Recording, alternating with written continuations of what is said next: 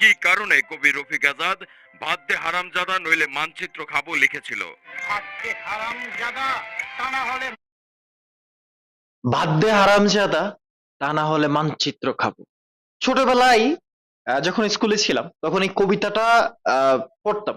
মানে সামনে আসতো বা লোকে বলতো শুনতাম, ভাত দে হারামজাদা নয়তো মানচিত্র খাবো। তখন এই কবিতাটার মানে মনোভাব বুঝি নাই, অর্থ বুঝি নাই যে আসলে কেন লেখা হয়েছিল এই কবিতাটা। গোপন রাখা এই ইতিহাস 1974 সালের ভয়াবহ দুর্ভিক্ষের ইতিহাস। ক্ষুধার্ত মানুষের ক্ষুধা সামাল দিতে সে সময় জায়গায় জায়গায় খোলা হয়েছিল লঙ্গরখানা। 1974 সালের শরৎকালে দুর্ভিক্ষের সময় যেসব জেলায় সবচেয়ে বেশি লঙ্গরখানা খোলা হয়েছিল, বৃহত্তর ময়মনসিংহ ছিল তার একটি। লঙ্গরখানাতেও যে খুব ভালো খাবার পাওয়া যেত তা নয়, কোনোদিন রুটি পাওয়া যেত, আবার কোনোদিন পাওয়া যেত কচু সেদ্ধ।